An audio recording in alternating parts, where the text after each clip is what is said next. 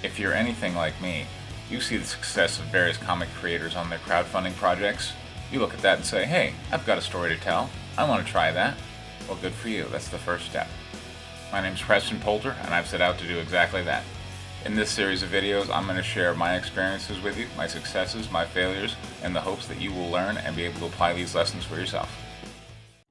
I wanted to talk about Comicsgate for a bit, and I'm putting this under the series I'm doing for comic creators because these are the decisions you're having to make. As a small comic creator, you're going to naturally kind of find yourself either falling in with or having to actively reject the Comicsgate crowd, because if you're looking at the biggest numbers put up on the scoreboard for indie comics, they are going to be dedicated Comicsgate people, such as Ethan Van Sciver and Richard C. Myers.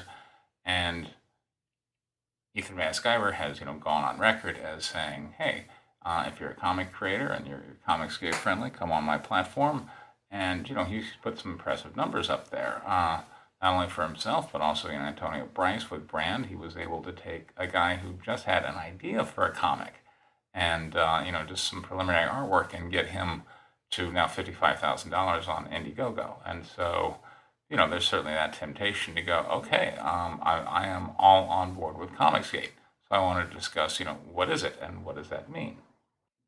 And for me, this question has gone beyond theoretical because Indiecron, the website where I listed Guinevere and the Divinity Factory's Indiegogo page, has now come out and said all future submissions must be official Comicsgate projects, which unfortunately means I will not be listing White Lily Issue 3's crowdfunding, which is going to happen in March or April with Indiecron, because I cannot afford to make that an official Comicsgate project, because I've assembled an artistic team, a very good artistic team. And the thing about veterans who have been around for a number of years is they either have connections to DC and Marvel, or they're seeking to get connections to DC and Marvel, and they cannot afford to be affiliated with a project which is now loudly proclaiming screw DC and Marvel and their current editorial direction.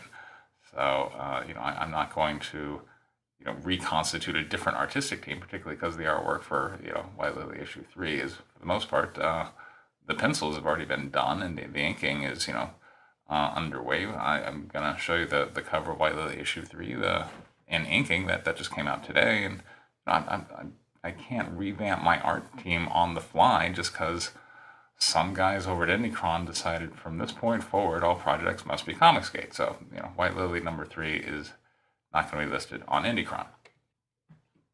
And small comic creators, this is a decision you have to make in assembling your artistic team. If you want people who have been doing this for years and who do it quite well, they are going to have relationships that they're not going to want to see upset just to come work on your project. And so if you're out there loud and proud as a Comicsgater, that may mean you have to assemble an all Comicsgate art team.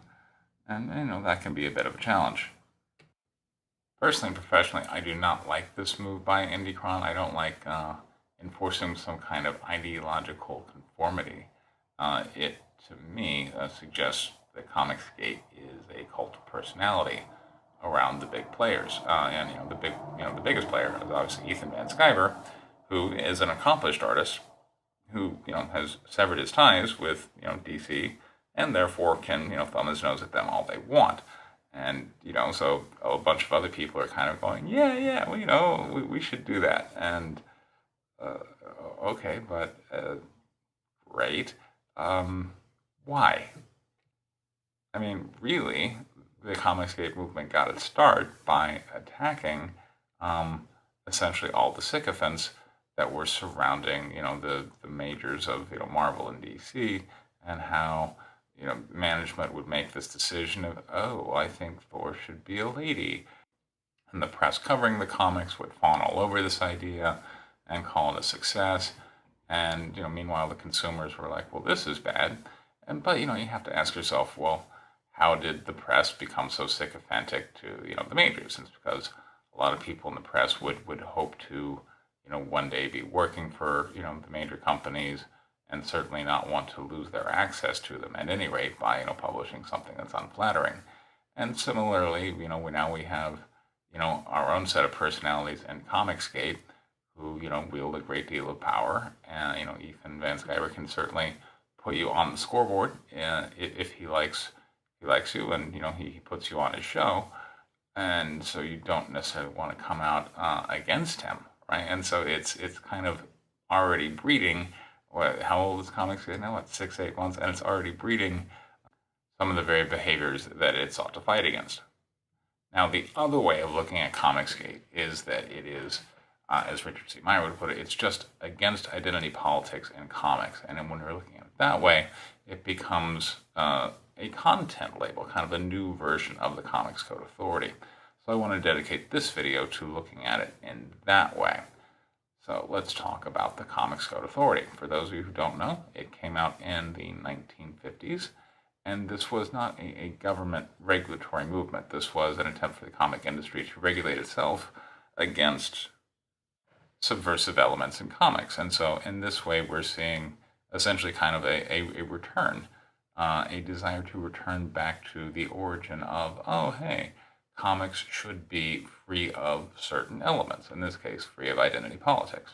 Now, the original Comics Code Authority was used by, the larger publishing houses to kind of throttle many of the smaller ones out of business, because many of the small companies, had more salacious content and were stories dedicated to horror. And, part of the original comics code was that you could not use the word horror in the title. Furthermore, women could not be drawn in an unrealistic or overly sexualized style, and this allowed, the major companies to kind of consolidate their power. And it was the distributors who would enforce it. A comic book distributor would not distribute a comic book unless it had that seal on it. So what we're seeing today is different, in that we're seeing kind of a consumer revolt, essentially back towards some semblance of a comic code authority. So if we look at it this way, that this is a Comicsgate authority, well, there needs to be an organization, much like they had with the Comics Code Authority, that regulated the brand that took it over. Is this going to be Ethan Van Sciver's private brand? That probably wouldn't be good, because that would be like the organization which controlled that label, the Comics Magazine Association of America, being in the comic book publishing business, right? I mean, that would be unfair, and we would all recognize that as being unfair. And I do know some people who have said that, Ethan Van Sciver should not be, kind of controlling the label. And again, now we're falling back into kind of this cult of personality criticism.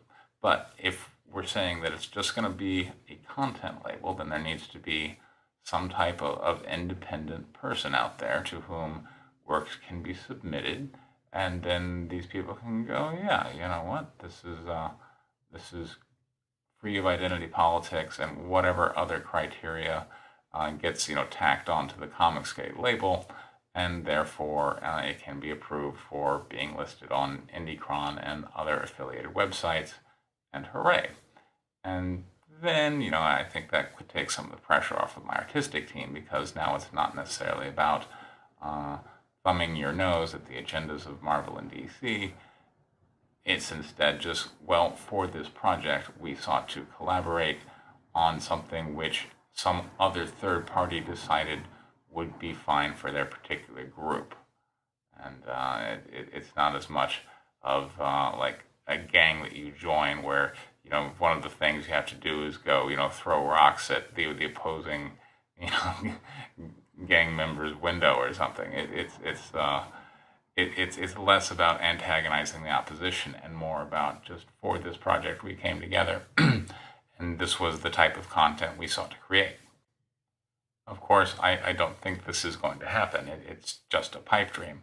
And in that way, we see that Comicsgate is not a content label. It is instead a cult of personality around the major figures who have put the big numbers up on the board. And that it's probably pretty quickly going to breed this kind of intellectual conformity that it originally sought to attack, which is, another reason why me, and White Lily staying out of it is probably a good thing. I'm out to put out content that the Comicsgate crowd will like. It's certainly my hope that, people who like Cyberfrog would like White Lily or Guinevere and the Divinity Factory. And for that matter, Ethan Van Sciver said he really loved the look of Guinevere and the Divinity Factory.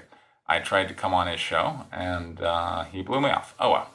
I guess I wasn't Comicsgate enough for him. And, of course, that's just me speculating about his motivation. Maybe he just later took a look at my comic book and said, well, this comic is crap. Or maybe he was too busy. I don't know. But, again, the fact that I'm even having to ask these questions just goes to show you how much of a cult of personality the whole Comicsgate label is.